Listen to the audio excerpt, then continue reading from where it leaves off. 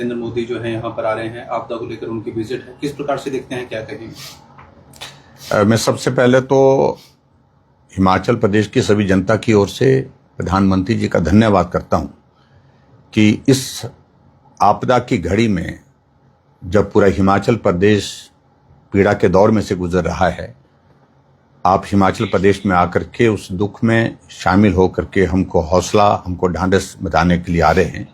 ये एक बहुत बड़ी बात है। और दूसरी बात, हिमाचल प्रदेश में हम देख रहे हैं कि 2023 के पश्चात लगातार हर वर्ष बारिश के कारण नुकसान हो रहा है और आपदा के रूप में 2023 रहा जिसमें बहुत बड़ी जानमाल की क्षति हुई, 2024 में फिर हुई, 2025 में अब की बार बहुत ही ज्यादा हुई है। अभी हम देख रहे थे कि लगभग 350 से ज्यादा लोगों की जिंदगी चले गई अभी इस छोटे से हिमाचल प्रदेश में मॉनसून के इस त्रासदी के दौरान ही। हजारों लोग बेघर हो गए हैं, जिनके घर चले गए हैं, जमीन चले गई है, बेघर हो गए हैं और हजारों की संख्या में घर रहने के लायक नहीं, जो पार्शली डैमेज हुए हैं, रहने के लायक नहीं रहे। बाग चले गए, बगीचे चले गए। टूरिज्म इंडस्ट्री हमारी जो है बिल्कुल पूरी तरह से जो है वो आज की तारीख में बंद पड़ी है, क्योंकि मीडिया के माध्यम से जो रिपोर्ट्स आती हैं, जो घटनाएं घटित होती हैं, उसके बाद टूरिस्ट ने सब जगह आना जाना छोड़ दिया है। ये चिंता का विषय है। ऊपर से हमारी सेब की इकोनॉमी, जो हमारी बहुत बड़ी इकोनॉमी है हिमाचल प्रदेश में 5000 करोड़ की, वो इकोनॉमी भी बहुत बुरी तरह से प्रभावित हुई है, क्योंकि सेब की फसल तैयार है लेकिन मार्केट तक पहुंचाने के सारे रास्ते बंद पड़े। अभी तक हिमाचल प्रदेश में हम जब देख रहे हैं कि शुरू के दौर में मंडी जिला के अंतर्गत सबसे ज्यादा नुकसान हुआ और मंडी जिला में भी मेरे सराज विधानसभा क्षेत्र में, और एक ही रात में मंडी जिला के अंतर्गत सराज, नाचन, करसोग में, धर्मपुर में 42 लोगों की जिंदगी चले गई थी। और उसके बाद हमको लगा कि ये दौर समाप्त हो गया, लेकिन अब जब मॉनसून समाप्त होने का दौर आ रहा है, कायदे से तो ये है कि अब मॉनसून शिथिल होना चाहिए, लेकिन उसके बावजूद भी मॉनसून इतना तेजी से नुकसान किया जा रहा है। अभी चंबा में आप लोगों ने देखा कि मणिमहेश की यात्रा में बहुत बड़ी क्षति हुई, बहुत बड़ा नुकसान हुआ, जहां जानमाल का नुकसान हुआ। 15,000 के लगभग लोग जो है वहां पर फंसे थे, उनको इवैक्यूएट करने में, उनको निकालने में बहुत कठिनाई हुई, लेकिन फिर भी हमको जो जानकारी मिली 18 लोगों की जिंदगी भी चले गई। बहुत सारे इलाके सड़क मार्ग से जो है वो कट हो गए हैं, जहां जाना आना मुश्किल हो गया है। वाटर सप्लाई स्कीम्स बंद हो गई हैं, बहुत सारी पावर सप्लाई नहीं है, 2-2 महीने से पावर सप्लाई नहीं है। बहुत सारे इलाके ऐसे हिमाचल प्रदेश में जहां कम्युनिकेशन नहीं है, यानी कि आदमी जिंदा है या नहीं है कोई जानकारी नहीं मिल पाई, क्योंकि संचार के सारे माध्यम टूट गए। तो ये बहुत बड़ी त्रासदी उस दृष्टि से है। और ऐसे इस दौर में प्रधानमंत्री जी हिमाचल प्रदेश की पीड़ा को समझ करके यहाँ आकर के आकलन करने के लिए भी, फीडबैक लेने के लिए भी, एरियल सर्वे के लिए भी आ रहे हैं। मैं उनके हृदय से धन्यवाद करता हूँ। कल कुछ जगह उनके जाने की कार्यक्रम की जानकारी है हमको, और उसके बाद थोड़ी देर के लिए गवर्नमेंट के साथ, स्टेट गवर्नमेंट के साथ उनको इंटरेक्ट करना है। जो बात होगी वो सारी बातें वहाँ होगी, लेकिन स्टेट गवर्नमेंट की ओर से और हम सब लोगों की ओर से यही फीडबैक दिया जाएगा कि आखिरकार ये हिमाचल प्रदेश में ये लगातार इस तरह का ये दौर रहेगा तो आने वाले समय में हमारे लिए बहुत बड़ी चुनौती होगी। हम अपने पांव पर खड़े कैसे हों, ये एक हिमाचल के सामने एक बहुत बड़ी चुनौती है। बाकी सारी चीजों को लेकर के मैं यही कहूंगा, स्टेट गवर्नमेंट को प्रोएक्टिव होकर के काम करना चाहिए। बहुत सारे घर बह करके चले गए हैं, उनके लिए घर का इंतजाम होना, उनके लिए आशियाना। बहुत सारे गांव ऐसे हैं कि गांव के गांव शिफ्ट होकर के दूसरी जगह गए हैं, और बहुत सारे इलाके ऐसे हैं जहां अनाज का संकट हो गया है, राशन नहीं पहुंच पा रहा है, क्योंकि आने जाने के सारे माध्यम जो है वो टूट गए हैं। मैं स्वयं अपने क्षेत्र में भी गया। पिछले कल परसों में कुल्लू था। कुल्लू के इलाका बहुत बुरी तरह से प्रभावित हुआ है।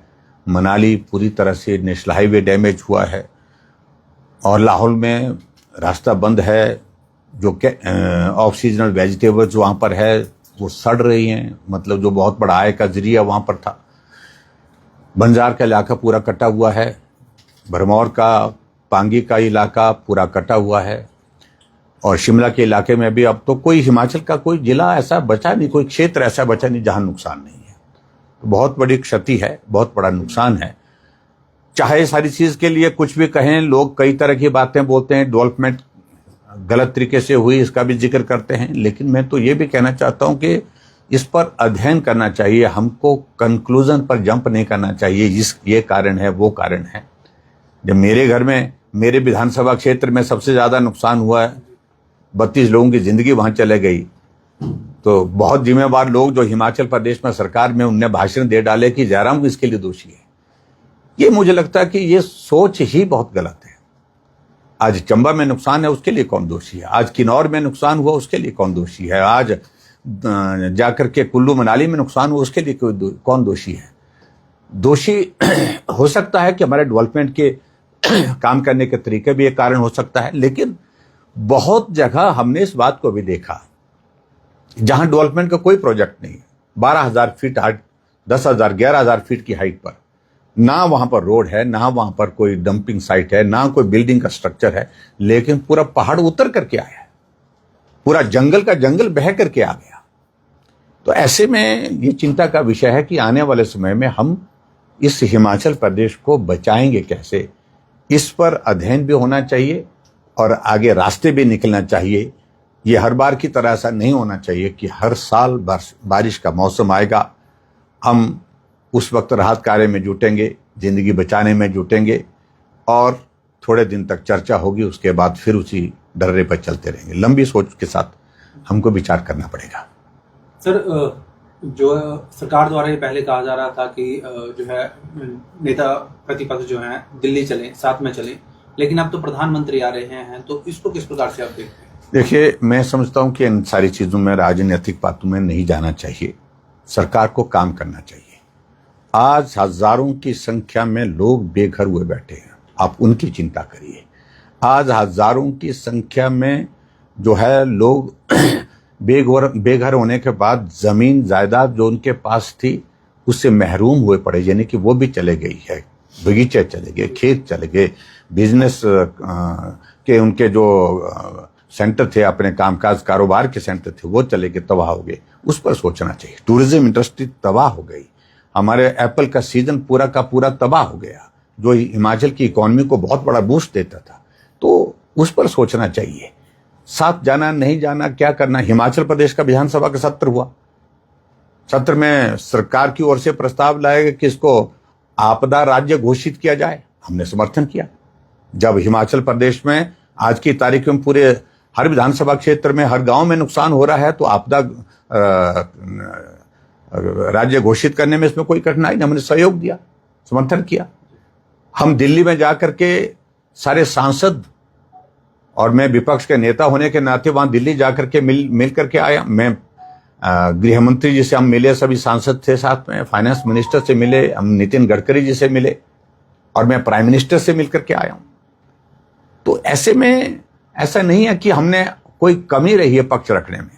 और खासतौर से मुझे लगता है जब प्रधानमंत्री जी हिमाचल प्रदेश में स्वयं आए रहे हैं, कल सरकार अपना पक्ष रखे, और पक्ष रखने के बाद हम साथ ही हैं। हिमाचल हमारी प्राथमिकता है, हिमाचल हमारा घर है। ऐसा नहीं है कि सत्ता पक्ष का ये विपक्ष, सत्ता पक्ष का, ये सबका सब हिमाचल वासियों का है। इसलिए यहां हम सबको मिल करके इस आपदा में काम करना है। सिर्फ राजनीति कहने के लिए, ये बार बार कहना कि कुछ नहीं मिला, कुछ नहीं मिला। 2023 से अभी तक हिमाचल प्रदेश को 5,000 करोड़ से ज्यादा की राहत मिल गई है, एनडीआरएफ, एसडीआरएफ दोनों मिला करके डिजास्टर में। लेकिन वो पैसा क्या सही उपयोग हो रहा है? क्या वो पैसा सही जगह जहां लगना था, पात्र व्यक्तियों को मिलना था, वहां मिला है क्या? इस पर बहुत सारे प्रश्न हैं। अभी हमने हिमाचल प्रदेश की विधानसभा के अंदर जब पूछा कि 4,500 करोड़ रुपए का पैकेज का अनाउंस किया था मुख्यमंत्री ने 2023 में, लेकिन खर्चा कितना हुआ आपदा के इस दौर में, वो आंकड़ा 300 करोड़ को टच नहीं कर रहा है। तो इसलिए आपदा के दौरान सरकार में मुख्यमंत्री को भी झूठ नहीं बोलना चाहिए, मंत्री को भी झूठ नहीं बोलना चाहिए, और बहुत सारी चीजें ऐसी नहीं करनी चाहिए जिसके कारण आपदा के सारे कामकाज में बाधा हो और जिसमें गलत तथ्य लोगों के सामने जाए। सर, जो एक सड़कों का निर्माण हो रहा है उसको लेकर भी प्रश्न उठ रहे हैं, कुछ नेताओं ने भी सदन के अंदर प्रश्न उठाए थे, और दूसरा अवैध खनन को भी जो है इसका एक कारण बताया गया था। आप क्या मानते हैं? देखिए, मानव निर्मित कारण स्वाभाविक रूप से ये खनन एक विषय आता ही है, पर्यावरण एक विषय आता ही है, लेकिन आज विषय ये है कि जहां खनन नहीं भी हुए वहां भी जमीनें चलेगी। अब जैसे मैं आपको बताऊं, मैं पिछले कल अपने विधानसभा 2 दिन में अपने विधानसभा क्षेत्र में दौरे में था। पूरे गांव जो है, पूरे गांव ध्वंस करके मतलब 50 मीटर 20-20 मीटर नीचे खिसक गए। मकान मिट्टी के अंदर जमीन दोष हो रहे हैं, मकान टेढ़े होकर के गिर रहे हैं, पूरा का पूरा गांव। तो ऐसे में बहुत बड़ा चिंता का विषय है कि आखिरकार ये त्रासदी सिर्फ डेवलपमेंट के कारण हुई है या ये त्रासदी एक्सेसिव रेनफॉल के कारण हुई है, क्लाइमेट चेंज के कारण हुई है। ये मुझे लगता है कि हमको इस पे हम कंक्लूजन पर जंप करें ये उचित नहीं है। हमको इस सारी चीज का अध्ययन करें, लेकिन बहुत आवश्यक है। आने वाले समय में इसको रोक कह सकते हैं, इस पर काम करने की जरूरत है। थैंक यू सर, एक मिनट।